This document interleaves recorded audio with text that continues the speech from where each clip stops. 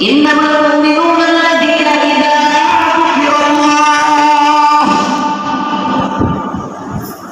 মুমিন তো তারা, ইন্নামাল মুমিনুনা আল্লাযীনা ইযা যুকিরাল্লাহ, এই ব্যক্তির সামনে যখন আল্লাহর নাম উচ্চারণ করা হয়, আল্লাহর নামের স্মরণ করা হয়, ওয়াজিলাত কুলুবুহুম, তার আত্মা আল্লাহ তাআলার ভয়ে কাঁপতে থাকে।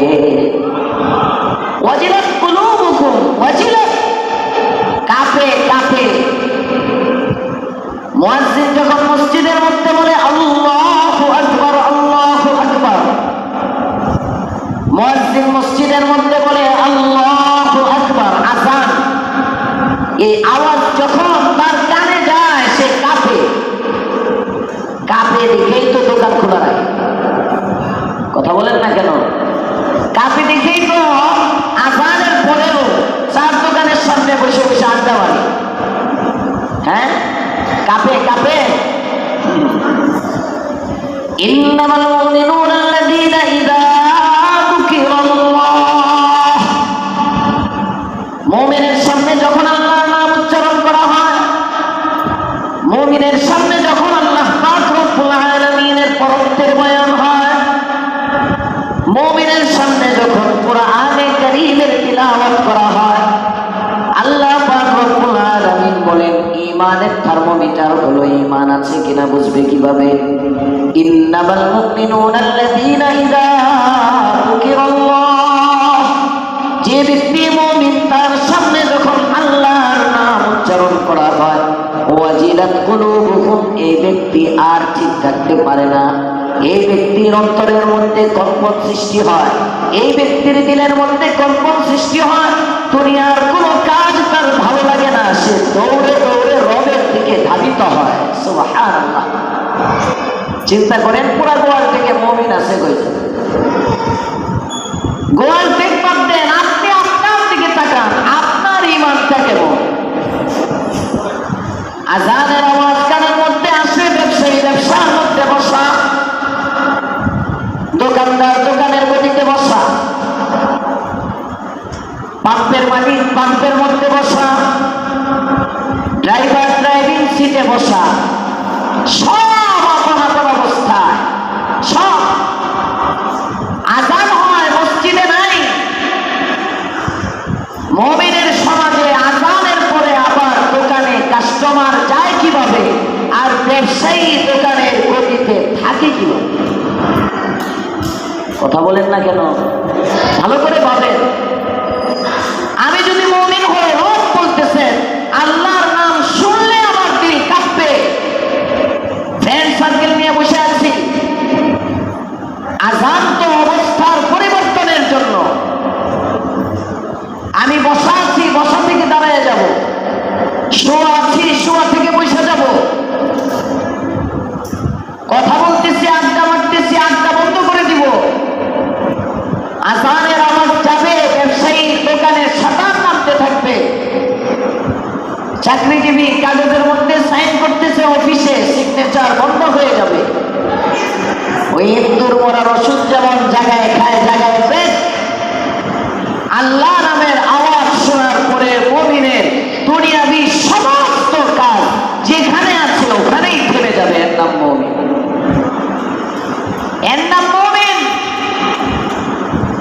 ইমানদার আযানের পরে মার্কেটে যাইতে পারে না, ইমানদার আযানের পরে গাড়ি চালাইতে পারে না, ইমানদার আযানের পরে চাল বেচতে পারে না, ইমানদার আযানের পরে ফার্মেসিতে থাকতে পারে না।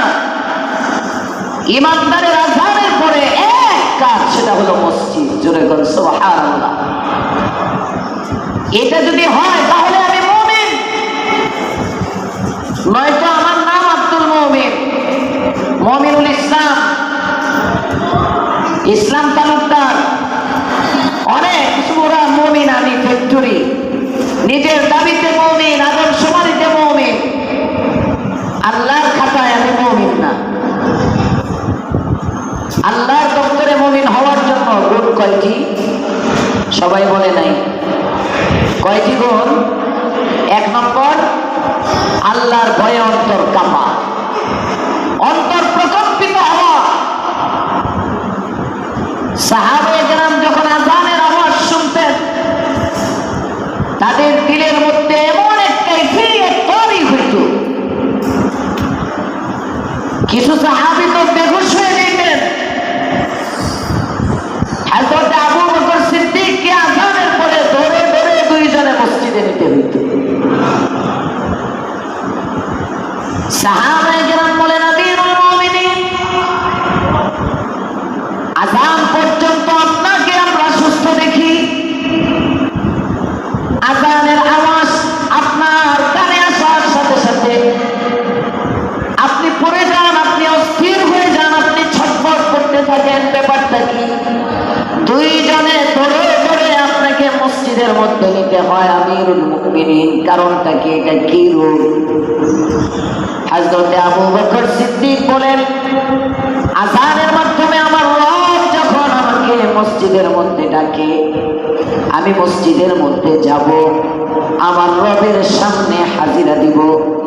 আল্লাহু আকবার বলে আমার রবের সামনে যখন আমি দাঁড়াবো, আমি সিদ্দিক আকবরের ভয় হয়, না জানি আমার রব আমার সেজদাকে ফিরিয়ে দেন, না জানি আমার রব আমার সেজদাকে কবুল না করেন। যদি আমার রব আমার সেজদা গ্রহণ না করেন, আমার উপায়টা কি হবে? এই ভয়ে আমি থরথর করে কাঁপি, এই জন্য আমি কাঁপি।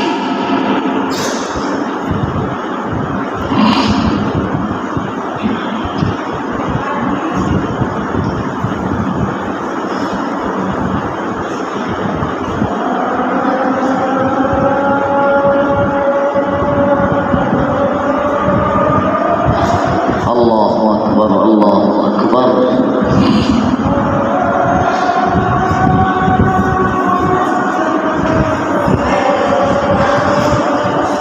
আল্লাহু আকবার, আল্লাহু আকবার।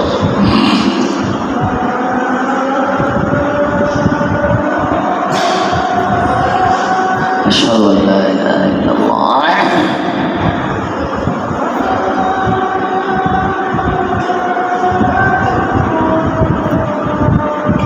أشهد أن لا إله إلا الله.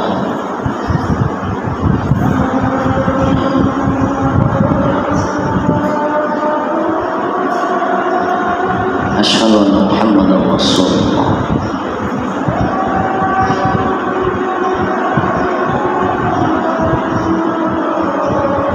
أشهد أن محمدا رسول الله.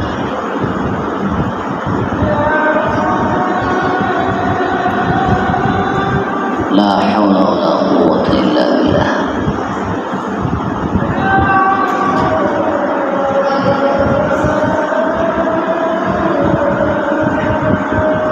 لا حول ولا قوة.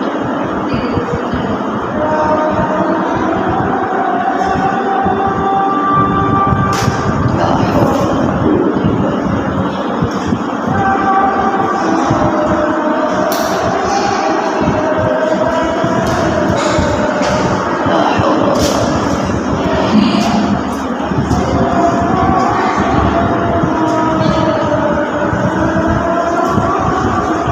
الله أكبر، الله أكبر.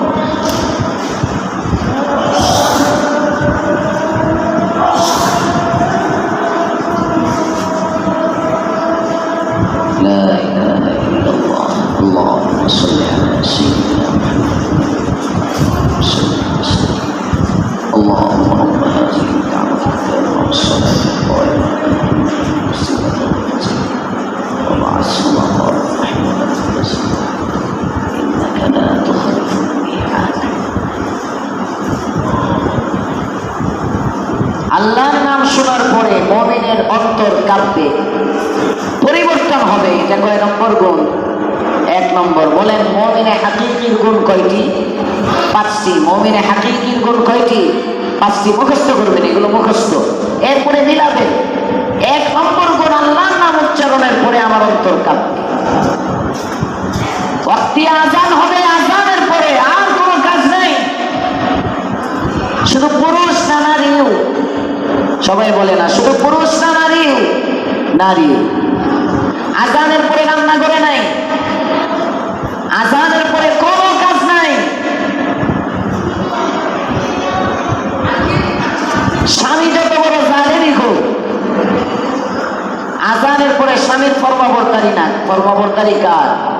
সবাই বলেন কার? ঘরের বেগমরে বলে দিবেন, আজানের আওয়াজের পরে তোমার 1 নম্বর কাজ হইল নামাজ। মেহমান আসছে, মেহমান পরে। সন্তানের দুধ দিতে হবে, কথার কথা পরে। এভাবে রুটিন, এভাবে সাজাও জীবনকে। আজানের পরে মহিলাদের কাজ একটাই, আগে নামাজ। মনে থাকবে ইনশাআল্লাহ।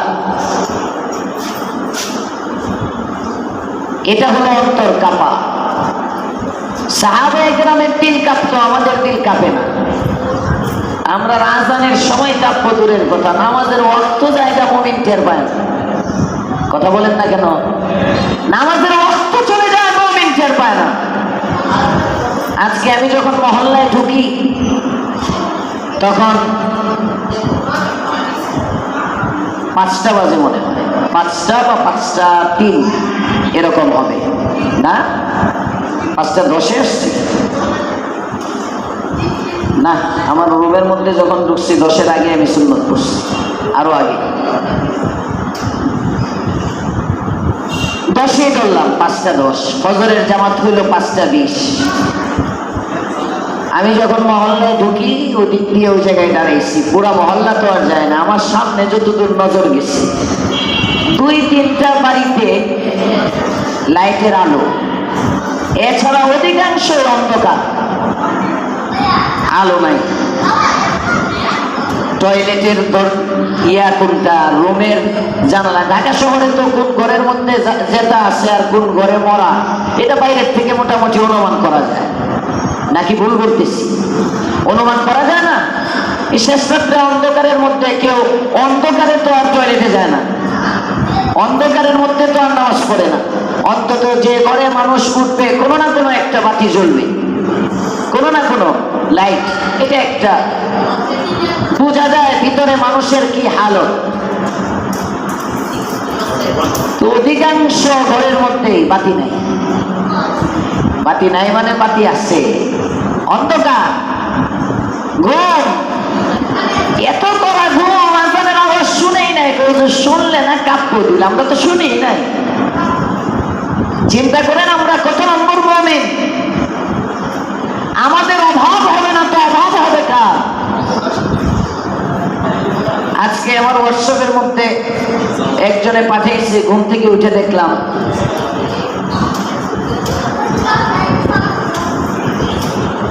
জ্বালানি সংকট মোকাবেলায় সরকারের গুরুত্বপূর্ণ সিদ্ধান্ত। এটা সত্য মিথ্যা জানি না, পাঠাইছে শোনাই দিছি। এটা কি সত্য হয়েছে মানে কোনো পত্রিকা বা ইয়ার না, এমনি একটা স্ক্রিনশট। এটার মধ্যে আবার উপরে গণপ্রজাতন্ত্রী বাংলাদেশ সরকারের ছবি দেওয়া আছে। ভুল হইলে আবার বলেন না, খতিব সাহেব মেম্বর থেকে ভুল মেসেজ দেয়। সত্য মিথ্যা জানি না, আসছে। যদি বাস্তব হয়, 1 নম্বর সিদ্ধান্ত, সরকারি বেসরকারি সব অফিস সকাল 9টা থেকে বিকাল 4টা পর্যন্ত চলবে। 2 নম্বর, ব্যাংকিং কার্যক্রম চলবে সকাল 9টা থেকে বিকাল 3টা পর্যন্ত। এমন কিছু হয়েছে নাকি আক্তার ভাই? এখনো চালু হয় নাই, কিন্তু হবে মনে হয় প্রক্রিয়াধীন। এবং ব্যাংক বন্ধ হবে বিকাল 4টা। দেশের সব ধরনের শপিং মল ও মার্কেট সন্ধ্যা 6টার পর বন্ধ রাখতে হবে।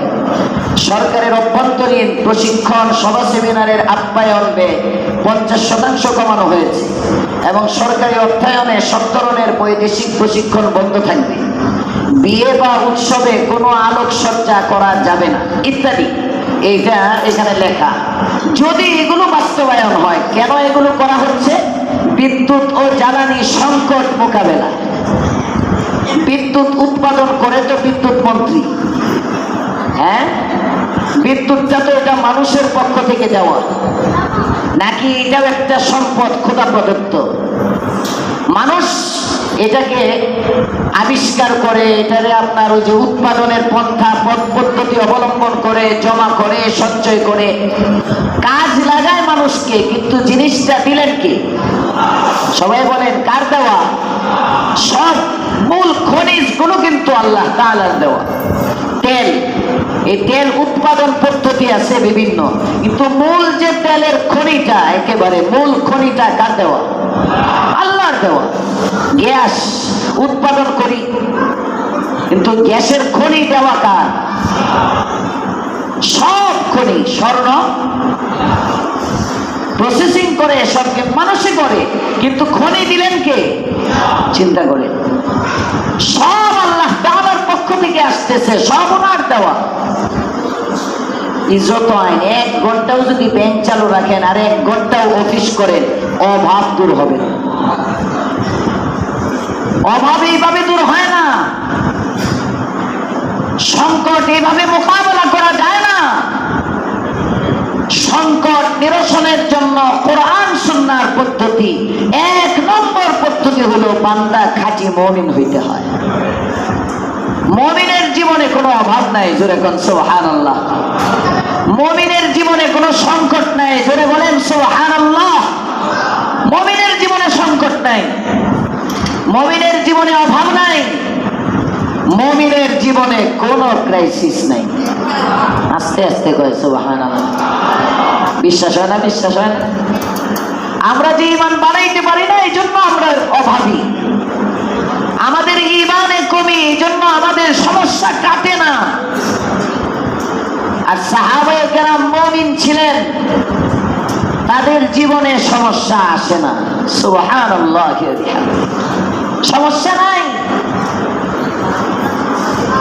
আল্লাহ বুখারীর মধ্যে রওয়ায়াত আসছে, হযরত আবু উবাইদা রাদিয়াল্লাহু তাআলা আনহুর নেতৃত্বে আল্লাহর পয়গম্বর 300 জন সাহাবীকে পাঠিয়ে দিলেন। খাবার সংকট। এক সাহাবী আরেক সাহাবীকে বলতেছেন, খাবো কি? আমির সাহেব বলেন, কোনো টেনশন করো না, নবী পাঠাইছেন, আমরা যাইয়া দেখি। নবী তো পাঠাইছেন এত দূর, আগে জানলে তো খাবার আরো বেশি নিয়ে আসতাম। কথার কথা, যে পরিমাণ খাবার আনলাম রাস্তায় তো ফুরিয়ে যাচ্ছে, গন্তব্যে যাওয়ার পরে খাবো কি? আল্লাহর পয়গম্বরের সাহাবী হযরত আবু উবাইদা বলেন, নবী পাঠাইছেন, কোনো চিন্তা নাই। 300 সাহাবীর কাফেলা নিয়ে সমুদ্রের পারে চলে গেলেন। আল্লাহর পয়গম্বরের সাহাবী গন্তব্যে যখন পৌঁছলেন, সমুদ্রের তীরে যাওয়ার সাথে সাথে সাহাবায়ে কেরামের খাবারের কোনো ব্যবস্থা নাই। সমুদ্রে থেকে একটা মাছ আল্লাহ পাক রব্বুল আলামিন উঠিয়ে দিলেন। 300 সাহাবী সকালে এবং সন্ধ্যায় 18 দিন পর্যন্ত একটা মাছ খায়, মাছ শেষ হয় না। কয়দিন? 18 দিন পর্যন্ত। বুখারীর বর্ণনা। বুখারীর থেকে তো খালি নাচানাচি শিখলেন, ঈমানটাও শিখেন। মানে নাচানাচি মানে রফিয়া দেয়, আমিন চিল্লায় বলা, কয় বুখারীতে আছে। হাত বুকে বাঁধা, কয় বুখারীতে আছে। রুকুর সময় দেওয়া, একবার উঠানো, সেজদায় গিয়ে আরেকবার পিছনে মারা, এই লাফালাফি, কই আছে? বুখারীতে আছে। সেগায় দাঁড়ায়, কয় কই আছে? বুখারীতে আছে। এত কিছু বুখারীতে পাইলেন, বুখারীর থেকে ঈমান শিখতে পারলেন না? বুখারী থেকে তাওয়াক্কুল শিখতে পারলেন না? বুখারী থেকে ইয়াকিন শিখতে পারলেন না? মুমিন কেমন হইতে হয় এটা বুখারী থেকে নিতে পারলেন না? এটাও বুখারীর রিওয়ায়াত। 300 সাহাবী 18 দিন পর্যন্ত খায়, রিজিক ফুরায় না। জোরে কোন সুবহানাল্লাহ। আমরা এখন রিজিক পাই না, আমরা রিজিকের পিছনে দৌড়াই। অথচ আল্লাহ তাআলা বলেন, যদি তুমি মুমিন হও, তোমাকে আমি সম্মানী রিজিক, তোমাকে আমি আল্লাহ দিয়ে দিব। মুমিনের গুণ কয়টা? সবাই বলতে হবে কয়টা? হ্যাঁ, এখন যারা পরে আসছেন, আগে শুনেন নাই শুরুতে, তারা সহ সবাই বলেন কয়টা? 5টা। 5টা মুমিনের গুণ। 1 নম্বর, মুমিনের সামনে যখন আল্লাহর নাম উচ্চারণ করা হয়, তখন মুমিনের দিল কাঁপে। কাঁপে। আপনি ভাবেন তো, এই যে জুমার আযান হইল 50-এ, আমরা একটু পরে দিই 50-এ। অন্যান্য আজানের আওয়াজ তো সবার ওটাই কানে চলে আসছে, সবার ওটাই আজানের আওয়াজ কানে আসছে। 1টা 3 বাজে, এখনো মুসল্লি আসতেছে, আরো আসবে কিছু, খুতবার সময়ও কিছু আসবে। পিছনে তাকায়েন না, যারা এখন আসতেছে তাদেরকে দেখেন না, আমি বোঝানোর জন্য বলতেছি। 50-এ আজানের আওয়াজ কানে গেল, সবরটা আজানের আওয়াজ কানে গেল, তারপরেও আমি এতক্ষণ দেরি করলাম মসজিদে আসতে। আমি মুমিন, আমার দিলের কম্পন কোথায়? আমার সন্তান যদি বিপদে পড়ে আল্লাহ আব্বা বলে একটা ডাক দেয়, আমি তো সব ছাইরা দোকান টোকান সব ফালাইয়া দৌড় দিব। কথা বলেন না কেন? তো আমার আল্লাহ রাখতেছেন, আল্লাহর ডাক শুনে আমি কিভাবে করে থাকি, কিভাবে আমি বসা থাকি। হুজুর 1 ঘন্টা মসজিদের মধ্যে এসে বয়ান শুনে, হ্যাঁ নামাজটা যে পড়ি শুকরিয়া আদায় করেন, নামাজে না আইনে কি করতে? সময় কার দেওয়া? বসার পরে বলছিলাম সময় কার দেওয়া? 24-এ 7 দিয়ে গুণ করলে কত হয়? 168। কেউ নাই না অঙ্ক? কিরে স্যার আপনি বসে রয়েছেন, বলেন না কেন? সাথে সাথে না বলবেন। 7-রে 24 দিয়ে গুণ করলে কত? 168। আচ্ছা আমি অঙ্কে কাঁচা তো। তো এক দিনে কয় ঘন্টা? বলে না। কয় ঘন্টায় একদিন? বলেন বলেন, কয় ঘন্টায় একদিন? 48 না 24? 24। সপ্তাহে কয় দিন? 7 দিন। বলেন সবাই, সপ্তাহে কয় দিন? সপ্তাহে কয় ঘন্টা? 168 ঘন্টা। ঠিক আছে তো? সপ্তাহে কয় ঘন্টা? 168 ঘন্টা। 168 ঘন্টার মধ্যে জুমার বয়ানের সময় 1 ঘন্টা, রাত্রে তাফসিরে 1 ঘন্টা, এই 2টা ঘন্টা জুমা মসজিদের মধ্যে বসে থাকতে পারবো না ইনশাআল্লাহ? পারবো সবাই ইনশাআল্লাহ? আজকে তাফসিরে দেখা যাবে তো ইনশাআল্লাহ? মনে করেন না হুজুরের মতো শ্রোতা কমের লেগে কয় না, আখিরাত বানান এই সময়টাই থাকবে আমল নামায়। ঘুমাইলেন এটা আমল নামায় নাই, খাইলেন আমল নামায় নাই, দুনিয়ার কত জায়গায় সময় নষ্ট করলেন এটা আমল নামায় থাকবে না। এই যে 1 ঘন্টা এশার নামাজের পরে কোরআনের মজলিসের মধ্যে বসলেন প্রতি শুক্রবার, এইটা আমল নামায় শুধু থাকবে না, কাল কিয়ামতের মাঠে কোরআন আপনাকে সুপারিশ করে জান্নাতের বাদশা বানায় দিবে। এটা আপনার থাকবে, এটা একেবারে এটা মিস নাই, এটা নবী বলছেন। এজন্য ভাই আল্লাহ পাক রব্বুল আলামিনের এলান যখন হয় তখন মুমিনের দিলে কম্পন হয়। হযরত আব্দুল্লাহ ইবনে মুবারক জামানার এক মুহাদ্দিস ছিলেন, মদ পান করতেন, মদ বোতলকে বোতল শেষ করে ফেলতেন। তখন তো বোতল ছিল না, মটকি, মটকি ওই যে বড় বড় মাটির কলসের মতো বড় মটকা, মটকার মটকা মদ তার ঘরের মধ্যে থাকতো। এক বর্ণনায় আছে বিভিন্ন ক্লাবের মধ্যে চলে যেত, ওই জামানার ক্লাব যেখানে নারীরা থাকতো, টাকা দিয়ে নারী কিনা যাইত। নিজের শাহওয়াত মেটাবার জন্য রাতের বেলা একদিন চলে গেছে, নামাজ নাই, ফজর পর্যন্ত এক নির্লজ্জ নারীর ঘরের সামনে গিয়ে দাঁড়ানো সুযোগ পায় না আব্দুল্লাহ ইবনে মুবারক। সূর্যের আলো যখন প্রস্ফুটিত হয়, আকাশ সাদা হয়ে যায়, এখন আর ওই বাড়ির সামনে থাকতে পারে না। প্রভাতের আলো আস্তে আস্তে কাইটে পড়ে, আর মনে মনে আব্দুল্লাহ ইবনে মুবারক বলে, হায় কি করলাম। ডাক দিয়া বলে, মালিক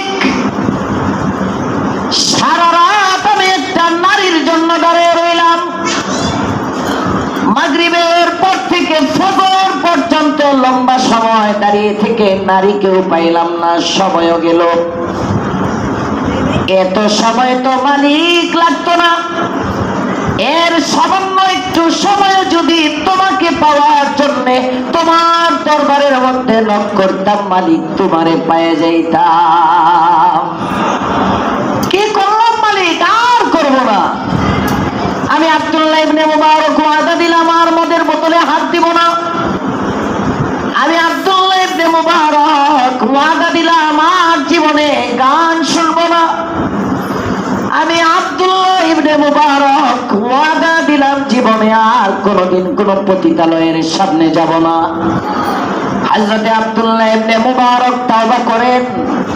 তওবা করে আব্দুল্লাহ ইবনে মুবারক নিজে ভালো হওয়ার জন্য একটা এলাকার দিকে রওনা করেন। অমুক এলাকায় ভালো মানুষের বসবাস, আমি সেখানে চলে যাব, আলেমের সোহবত গ্রহণ করব, কোরআন শিখে নিব, হাদিসের জ্ঞান অর্জন করব। আব্দুল্লাহ ইবনে মুবারক যে রাস্তা ধরে হেঁটে হেঁটে যায়, কিছু দূর যাওয়ার পরে ওই রাস্তার মধ্যে একজন ব্যক্তির সাক্ষাৎ হয়। ওই ব্যক্তিটা অনেক ভালো মানুষ, ওই ব্যক্তির জীবনে নামাজ কাজা নাই, ওই ব্যক্তির জীবনে রোজার কাজা নাই, ওই ব্যক্তির জীবনে হজ মিস নাই, ওই ব্যক্তি অনেক আল্লাহওয়ালা বুজুর্গ মানুষ। ব্যক্তিটা হেঁটে হেঁটে যায়, আব্দুল্লাহ ইবনে মুবারক হেঁটে হেঁটে যায়। রাস্তায় দুইজনের কথোপকথন হয়, রাস্তায় দুইজনের পরিচয় হয়। একজনের পরিচয় হলো তিনি জামানার এক বুজুর্গ, আরেকজনের পরিচয় হলো জামানার গুনাহগার আব্দুল্লাহ ইবনে মুবারক, যার জীবনের মধ্যে কোনো নামাজ নাই, যার জীবনের মধ্যে কোনো হজ নাই, যার জীবনে কোনোদিন যাকাত দেয় নাই, যার জীবনে আছে শুধু পাপ আর পাপ। আজকে সকাল বেলা পাপ থেকে তওবা করে এবার খাঁটি তওবার উপর অটল অবিচল থাকবার জন্য কোনো এক এলাকায় যাচ্ছে। দুজনে হাঁটতেছে, কথোপকথন চলতেছে। 10টা 11টা সূর্যের তাপ বাড়তেছে। হঠাৎ করে আব্দুল্লাহ ইবনে মুবারক দেখেন তাদের উভয়ের মাথার উপরে এক খণ্ড মেঘ ছায়া দিতেছে। সুবহানাল্লাহ। আব্দুল্লাহ ইবনে মুবারক মনে মনে ভাবেন, এই ছায়াটা বোধহয় এই বুজুর্গের জন্য, এই ছায়াটা বোধহয় এই বুজুর্গের জন্য। আর বুজুর্গ মনে মনে ভাবেন, এত গুনাহগার, এর জন্য কি আর ছায়া হবে? আমার জন্যই মনে হয় আল্লাহ তাআলা ছায়া দিতেছেন। দুইজনেই যায়, দুইজনে হেঁটে হেঁটে যাচ্ছে। এক জায়গায় গিয়ে রাস্তা ভাগ হয়ে যাবে, বুজুর্গ চলে যাবেন একদিকে, আব্দুল্লাহ ইবনে মুবারক চলে যাবেন একদিকে। দুইজনে মরে যাওয়ার আগে একজন আরেকজন থেকে বিদায় নিচ্ছে। আব্দুল্লাহ ইবনে মুবারক বলেন, রাস্তার মাথায় গিয়ে বুজুর্গ এক পাশে চলে গেল, আমি আব্দুল্লাহ ইবনে মুবারক এক পাশে চলে গেলাম। হাঁটতেছি, এখন দেখি বুজুর্গের মাথার উপর ছায়া নাই, আমার মাথার উপর মেঘটা ছায়া দিতেছে।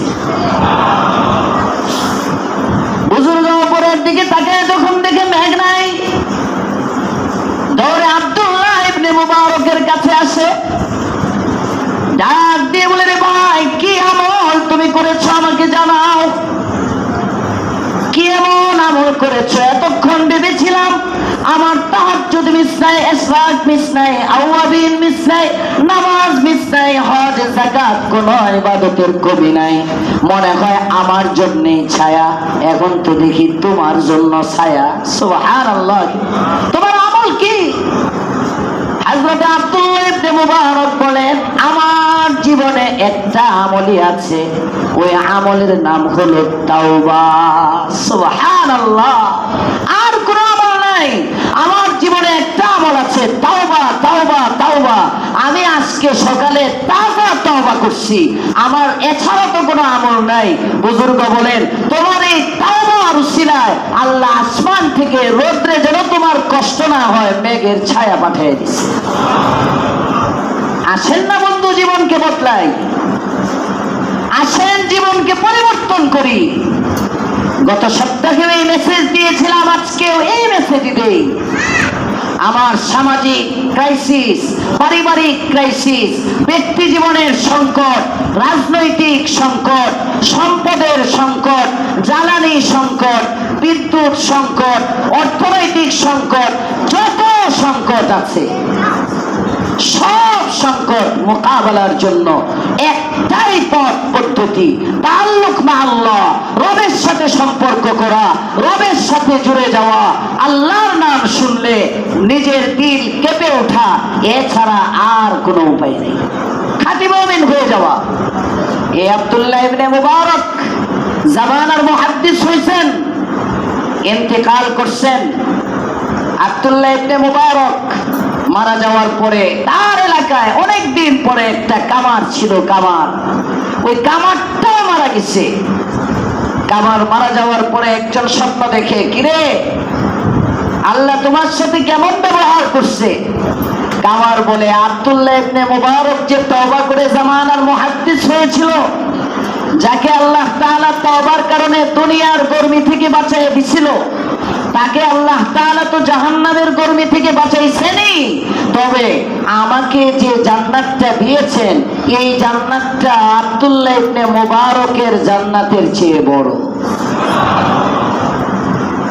লোকটা খুঁজে ঘুম থেকে উঠে তার বাড়িতে গিয়ে, কিরে কামারের পোলা, কামারের বেগম, তোমার স্বামী তোমার বাবা কি আমল করত, কোন আমলের কারণে তার জান্নাত জামানার মুহাদ্দিস আব্দুল্লাহ ইবনে মুবারকের জান্নাতের চেয়ে বড় হলো? আমল কি?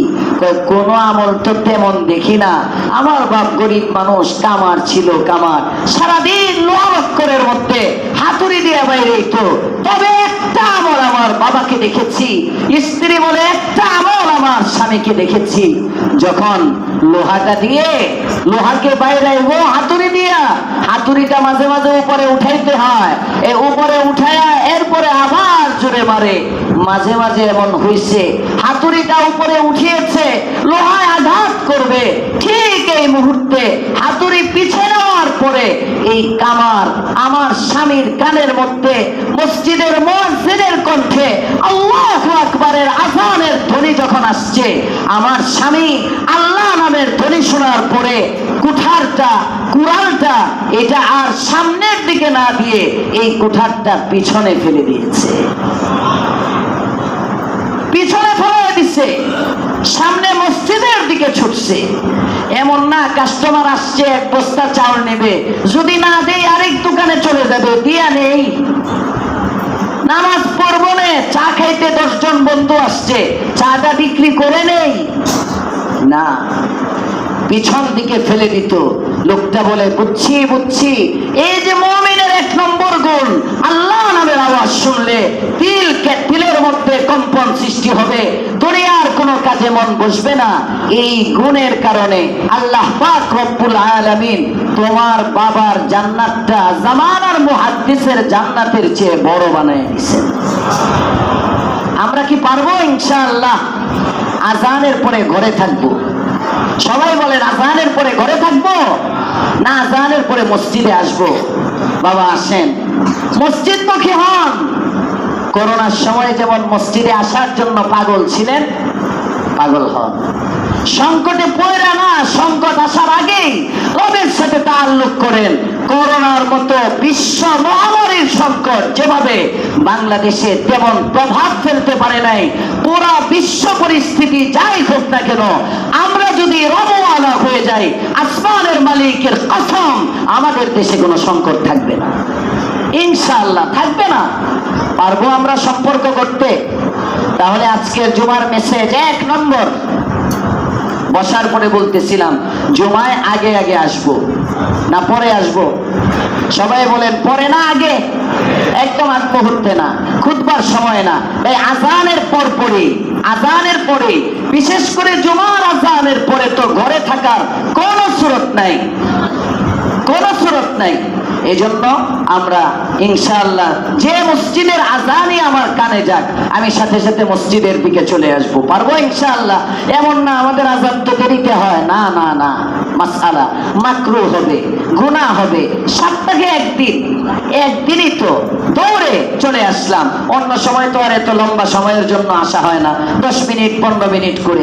আল্লাহ আমাদেরকে নামাজের দরদি বানায়া দেন, শরীয়ত মতো চলার তৌফিক দেন, বলেন আমিন। 1 নম্বর। 2 নম্বর, সংকট থেকে উত্তরণের জন্য কি করব? তাওবা করব। বলেন কি করব? তাওবা করব। তাওবা, গুনাহমুক্ত জীবন, রবের সাথে তাআল্লুক করার বড় এক মাধ্যম হলো নামাজ। বড় এক মাধ্যম হলো নামাজ।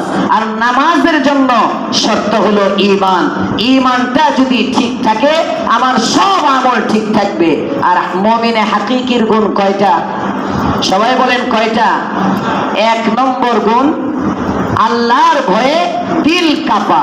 আল্লাহর ভয়ে দিল কাঁপা। বাকি 4 গুণ ইনশাআল্লাহ আগামী সপ্তাহ হবে। আল্লাহ পাক আমাদের সকলকে দিলের মধ্যে এমন ভয় দান করেন যে ভয় আমাদেরকে ইবাদতে উদ্বুদ্ধ করে, আমিন। আর পাশাপাশি তাফসীরের দাওয়াত রইল এশার নামাজের পরে, মনে থাকবে তো ইনশাআল্লাহ?